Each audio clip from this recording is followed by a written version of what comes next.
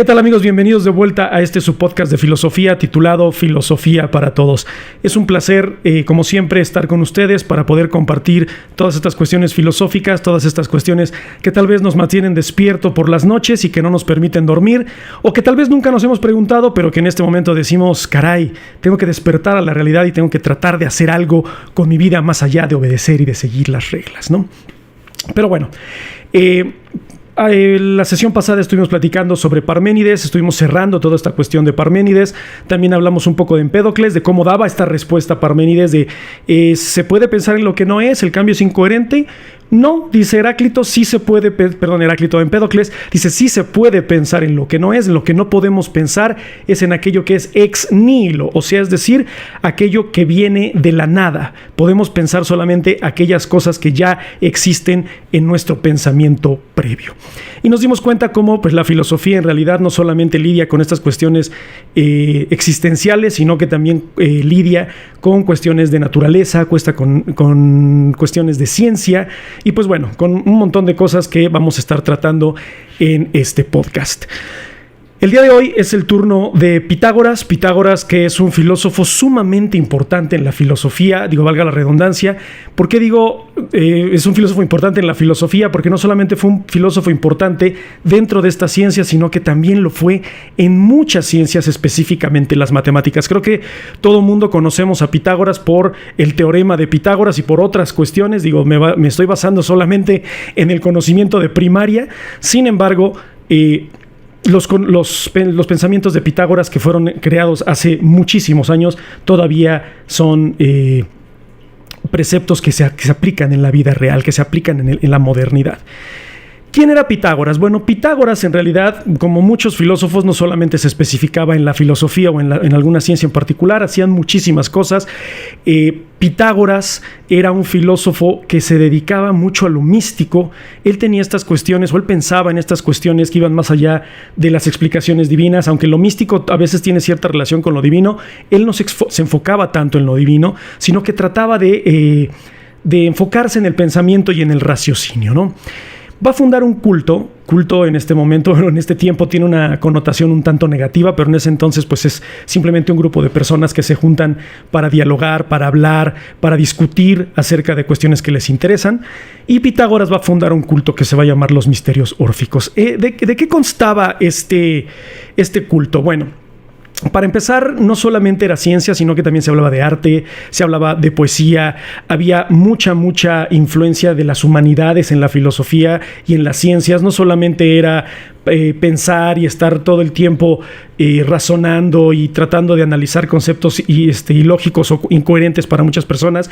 También las artes, también la música eran muy importantes para Pitágoras, ¿no? Entonces hagan de cuenta que estos misterios órficos eran una especie como de hermandad donde se juntaban a lidiar varias personas y a discutir varias ideas de las ciencias. ¿Qué tipos de ideas? Bueno, los misterios órficos tenían como ciertas reglas, ciertas cuestiones que serían un poco extrañas en el siglo XXI. Eran vegetarianos todos, o sea, no había el consumo de animales, principalmente porque había sufrimiento de por medio. Eso lo vamos a ver más adelante, porque tiene una cuestión de filosofía india muy particular. Había abstinencia sexual, es decir, no vamos a tener relaciones sexuales. Hoy en día sería muy complicado. Yo no puedo pensar en un filósofo que diga, no, ya me voy a volver abstemio. No lo creo, ¿no? Pero, bueno, eso es lo que sucedía en ese momento, ¿no? Y no solamente tenían este tipo de prácticas, sino que también, bueno, compartían estudios, compartían principios matemáticos, esotéricos, etcétera, ¿no? Pitágoras fue el fundador principal de los misterios órficos y bueno, hubo muchísima gente que se unió y que gracias a que se unieron a los misterios órficos, independientemente de que después fueron baneados por la iglesia, pues bueno, se esparció por toda Grecia las creencias de Pitágoras. ¿En qué creía Pitágoras y en qué creían los seguidores de los misterios órficos? Bueno, se creía en la reencarnación y en la transmigración del alma. ¿Qué quiere decir esto? Que cuando tú mueres, bueno, puedes reencarnar en un ser. Todo esto tiene cuestiones morales, recordemos, o bueno, si no lo saben, en el budismo existe también la transmigración. Todo esto viene de la filosofía de la India. Y la transmigración depende del karma. ¿Qué tan bien te portaste en tu vida? Vas a reencarnar en algo mejor o en algo peor, ¿no? Sin embargo, Pues bueno, aunque toda esta filosofía de la India vino con Alejandro Magno, con las conquistas de Alejandro Magno, y llegaron a Grecia, bueno, la mayoría de la filosofía que nosotros conocemos como filosofía griega proviene de un historiador que tenía Alejandro Magno y que lo trajo a Occidente, y bueno, cada quien hizo sus propias interpretaciones, y una de esas interpretaciones es la de Pitágoras, ¿no? Entonces, él pensaba que el alma, bueno, podíamos reencarnar, que el alma era reencarnable y que lo que teníamos que hacer era evitar seguir sufriendo, seguir reencarnando. O sea, el mundo terrenal para Pitágoras era un mundo de sufrimiento, que es, vuelvo a lo mismo, filosofía budista, filosofía de Oriente, ¿no? Practicaban mucho toda esta cuestión de los números para ellos era muy importante. ¿Por qué? Porque ellos decían que todo en el universo tiene un orden divino. Es decir, los números tienen carácter divino y ustedes lo sabrán, quienes nos estén viendo, que sean ingenieros, que sean matemáticos, saben que en realidad existe como esta cuestión de proporciones, existe esta cuestión de números divinos, etcétera, que provienen de la filosofía de Pitágoras, ¿no? Y no solamente era un estudio matemático, sino también era un estudio del alma, un estudio del espíritu, un estudio del universo y de cómo los seres humanos coexistían como individuos que tenían un alma, pero que al tener un alma también tenían una responsabilidad dentro del universo. ¿Por qué? Porque al existir en este universo matemáticamente estamos aquí por una razón. Todo para ellos era matemáticas, el pensamiento era matemático, la música era matemáticas, la salud era matemática, era un equilibrio, un balance. Aunque la filosofía de Pitágoras no lo dice tal cual, podemos pensar y razonar que este balance proviene igual de la filosofía oriental, ¿no? El buscar un equilibrio, Siddhartha Gautama, Buda, Shakyamuni, como lo quieran llamar en la India, profesaba eso, el equilibrio, el balance del espíritu, la mente, el cuerpo. Y este balance de estas tres partes del individuo o del ser humano son sumamente importantes mantenerlas siempre en equilibrio. Y eso es justamente lo que va a también tratar Pitágoras en su filosofía. Y como todo en el universo tiene un orden y como todo en el universo tiene una razón matemática, nosotros al formar parte de ese universo tenemos una cuestión matemática que también funciona en armonía con el resto. O sea, es decir, el ser humano no se desconecta del universo, sino que el ser humano también está en el universo y es importante su presencia. Para Pitágoras, vuelvo a repetir, lo he dicho como 700 veces, pero es muy importante, los números eran sumamente importantes. Si existían dos números, bueno, había muchos números importantes para los pitagóricos, pero principalmente había dos números, que era el 1 y el 2. ¿El 1 qué representaba? Bueno, el 1 representaba la divinidad, el ser. Vamos a ver más adelante que estas cuestiones del ser divino pueden ser interpretadas de muchas formas, los dioses, el demiurgo para Platón, el motor inmóvil para Aristóteles, en fin. Pero para los pitagóricos el número 1 era el número divino, la divinidad. ¿Por qué? Porque es único y porque es indivisible. Pensemos que aunque sí, matemáticamente podemos dividir el 1, no podemos dividir 1 entre muchos. Podemos nada más dividir 1 entre 1, ¿no? O sea, repartir una cosa con una sola persona. No podemos repartir una cosa para todos. Sé que habrá muchos matemáticos que me puedan refutar ese argumento, pero estamos hablando de esta filosofía antigua y de la perspectiva de Pitágoras, ¿no? Entonces, todos los seres humanos están divididos por números, pero el ser divino, el ser único y especial, era aquel que era único o era el 1. Para Pitágoras, el número 2 era clave en cuanto a la dualidad. ¿A qué me refiero con la dualidad? Bueno, él decía que solamente Dios o solamente lo divino era único, pero todo en la naturaleza, todo en el resto del mundo, todo en el resto del universo existía una dualidad. Razonemos un poco esto, pensémoslo. ¿Es cierto? ¿Tiene cierta razón Pitágoras al decir que existía una dualidad en el mundo o existe una dualidad en el universo? Existe el frío y el calor, existe el hombre y la mujer, existe el negro y el blanco. Entonces, para los pitagóricos, eso era la dualidad. El número 2 era el siguiente número de lo divino, que toda la naturaleza estaba permeado de ello. Sabemos que hay otros números, sabemos que no solamente hay estos matices de blanco y negro, hay muchos grises de por medio. Sin embargo, estamos hablando de hace más de 2000 años, es importante hacer esta distinción, que no solamente estamos hablando de lo que sucede hoy en día, de que hay muchos matices para muchas cosas.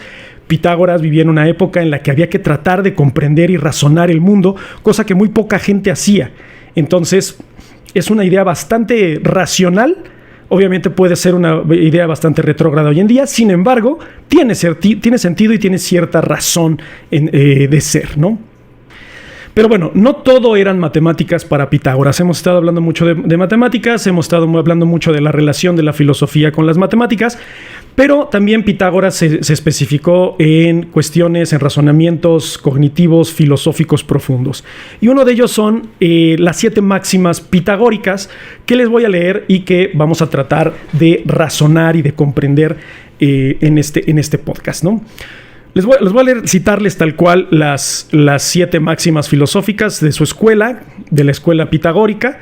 Y la primera dice lo siguiente: castiga con severidad a tu hijo culpable de la muerte de un animal, así sea un insecto. El homicidio se inicia así. Ojo, estamos hablando de hace más de 2000 años, ¿no? O sea, puede haber ciertas ideas controversiales en este momento por varias palabras que decían en esta cita, pero analicémosla de por medio. Castigar a tu hijo por la muerte de un animal. Recuerdan, los pitagóricos, lo mencioné hace un momento, eran vegetarianos, ¿no? El sufrimiento de los animales, matar a un animal por comida, por placer, por gusto, para ellos no tenía razón de ser, no debía existir. Entonces, había que sancionar este tipo de comportamiento. Y fíjense, el homicidio inicia así. ¿Qué nos quiere decir Pitágoras con que el homicidio inicia así? El deseo de un ente pensante de deliberadamente quitarle la vida a otro fácilmente puede escalar a quitarle la vida a un ser humano, ¿no? Entonces para ellos era muy importante no dañar a la naturaleza porque, una vez más, balance, equilibrio, eran sumamente importantes para ellos. Nosotros no tenemos la capacidad de decidir si comemos animales o no. Y bueno, eso lo quiero dejar para un debate muchísimo más adelante, pero estamos hablando únicamente de lo que decía Pitágoras. Entonces, si tenemos esa capacidad de discernir lo que es hacer el bien y hacer el mal, o dañar a alguien que ni siquiera es consciente de su existencia, para los pitagóricos no tenía razón de ser porque podía escalar a la humanidad. Y hay que proteger al ser humano. Fíjese qué importante es esto, ¿no? Número 2. La felicidad consiste en estar de acuerdo consigo mismo. La voy a repetir. La felicidad consiste en estar de acuerdo consigo mismo. Vivimos en una sociedad, estoy bien guasón, en la que queremos complacer a otros, satisfacer a otros, tener para que otros nos vean bien. La felicidad es la alteridad, o sea, la percepción de otros, lo que otros dicen que soy, o la felicidad es estar satisfecho con lo que soy, pero estar satisfecho yo mismo, no satisfacer a otros individuos. No hay que satisfacer a nuestros padres, no hay que satisfacer a nuestros amigos, no hay que satisfacer a nuestros maestros. Es que ¿por qué estudiaste esa carrera? Es que no deberías de estar con esa chica o chico, etcétera. Si la felicidad radica en uno mismo y la felicidad es estar bien contigo mismo, es lo único que importa. Fíjense qué interesante. Ahora, esto puede escalar a ciertas cuestiones ególatras. Vamos a analizarlo también más adelante con otros filósofos como Lyotard, como Bátimo, etcétera. Pero ahorita nos vamos a quedar en estos razonamientos. Se los estoy también diciendo para que ustedes los escuchen, los analicen, pausen este video y digan, ¿tiene razón o no tiene razón? Yo quiero leer sus comentarios aquí en YouTube. Quiero leer también en Instagram, en Facebook, en todas las redes que tengamos, cuál es su percepción acerca de estas máximas pitagóricas. Tercera, sé sobrio. En un cuerpo muy grueso enflaquece el alma. No hagas de tu cuerpo la tumba de tu alma. ¿El cuerpo es importante para la mente? Sí, la mente es importante para el cuerpo, claro. ¿Qué nos está diciendo Pitágoras aquí? Los dos son clave: balance, equilibrio. No tengas solamente una mente sana, ten una mente sana en un cuerpo sano, porque al haber un cuerpo sano va a sanar a tu mente y una mente sana va a sanar a tu cuerpo. ¿Cuántas veces todas estas cuestiones psicológicas nos hacen daño físicamente, son psicosomáticas? ¿Cuántas veces estas cuestiones físicas llegan a dañar nuestro pensamiento? Piénsenlo en algo muy sencillo: han tenido dolor de cabeza, no se pueden concentrar, no pueden razonar de la misma forma, no tienen la voluntad de hacer las cosas exactamente igual. Necesitamos hacer esto. En un cuerpo muy grueso enflaquece el alma. No hagas de tu cuerpo la tumba de tu alma. ¿Por qué? Porque si tu cuerpo lo empiezas a descuidar, por muy rica que sea tu mente, vas a fallecer o perecer. 4. Esto es bien interesante. No des la mano enseguida. En la duda, abstente. ¿Qué nos quiere decir Pitágoras? Una vez más, es una perspectiva muy personal. La duda, para empezar, genera conocimiento, ¿no? Genera este deseo de saber más. Y el no dar enseguida, esta incertidumbre de decir confío o no confío, es muy importante. Prácticamente Pitágoras nos está diciendo, sigue a tu instinto. Si algo te dice que esa persona, que ese trabajo, que esa meta que estás siguiendo tal vez no te convence, tal vez es el camino equivocado, ¿no? Sigue a tu instinto, síguete a ti mismo, conócete a ti mismo. Eso lo vamos a ver más adelante con Sócrates, que bueno, hay mucha relación, pero es muy importante la duda. La duda es lo que nos hace humanos. Los animales no dudan. Y eso también lo vamos a ver más adelante con Aristóteles, lo vamos a ver más adelante con Descartes, pero hay muchas cuestiones pitagóricas, presocráticas en los filósofos, digamos, griegos, modernos, no quise decir griegos, pues sí eran griegos, pero no, eran los filósofos modernos. Punto 5, disclaimer, ojo, recuerden que esto es tal cual la cita de Pitágoras, no lo digo yo, no es mi opinión, estamos analizando filosofía antigua, puede llegar a ser controversial, puede llegar a levantar alguna que otra ceja a los que nos estén escuchando, pero recuerden que no es mi opinión, es justamente lo que decía Pitágoras y vamos a analizarlo desde mi perspectiva y desde la suya. 5. Las mujeres son débiles porque ellas no cuentan más que con el corazón para sostenerse y el corazón es frágil. Ya no hablemos de hombre, mujer, no binario, etcétera. Bueno, los géneros quedan de fuera. El ser humano es frágil de corazón.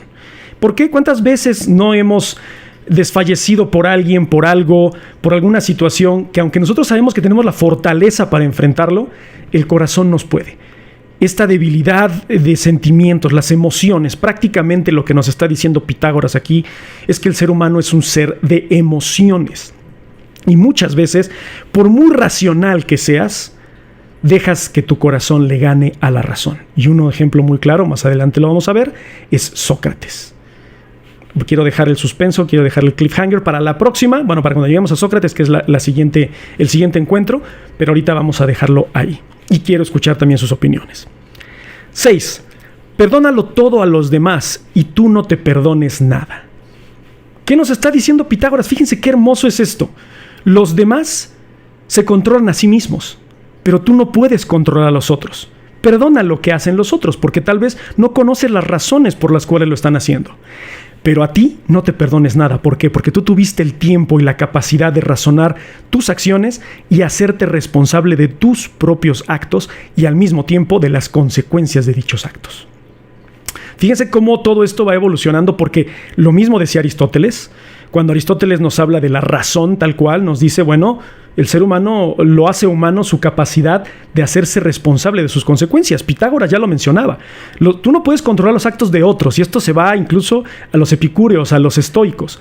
Pero a ti no te perdones nada, porque tú eres el que te riges, tú eres el que te controlas, y tú eres el que toma las decisiones y acepta lo bueno o acepta lo malo de ello.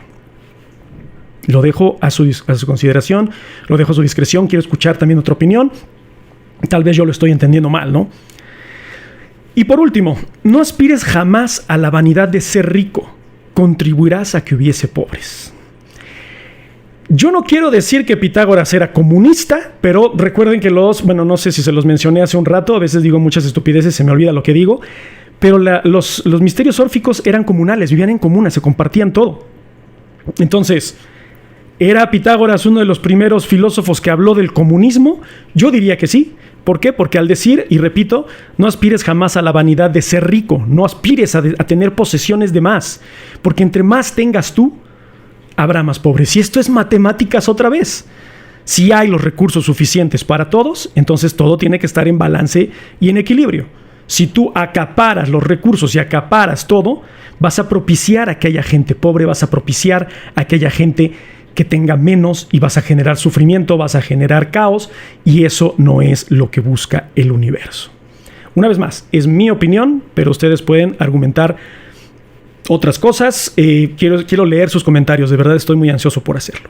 Ahora, no creamos que Pitágoras solamente hablaba de estas cuestiones de números y empezaba a razonar todas estas cuestiones. También tenía que ver mucho con la ciencia misma o las ciencias naturales.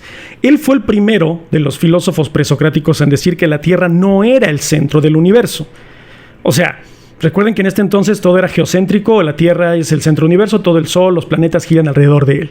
Él decía que no era así. Él decía que el universo sí había una armonía matemática, pero él no sabía qué era el centro. E incluso ya se nos debrayó un poquito Pitágoras, pero bueno, al fin y al cabo estaba experimentando. Recuerden que no son ideas erróneas, simplemente son conceptos erróneos o tratar de aproximarse a la razón. Pero él decía que el mundo era un dodecaedro, que en vez de ser plano, era dodecaédrico. Obviamente no lo es, pero era una figura en tercera dimensión, como una esfera, como el mundo, como la Tierra, como más adelante se descubrió que la Tierra era redonda. Entonces fíjense hasta qué nivel Pitágoras no estaba bien, pero tampoco estaba mal. El pensar no está mal, el generar ideas no está mal. Dogmatizarlas es lo que está mal y es lo que sucede muchísimo en el siglo XXI. Pero pensar y tratar de llegar a otras conclusiones a través del raciocinio es lo que nos hace seres humanos y lo que nos hace maravillosos. Y bueno, amigos, eso es todo por hoy.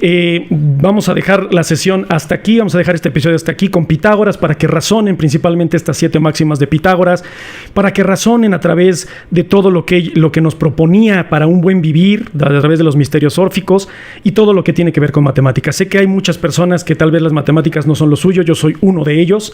No saben lo complicado que ha sido para mí estudiar ciertas cuestiones pitagóricas, incluso de Platón, de lógica, de Aristóteles, por las matemáticas, pero recuerden que el deseo del saber, el deseo de aprender siempre va a ser superior a aquellos límites que nos ponemos nosotros.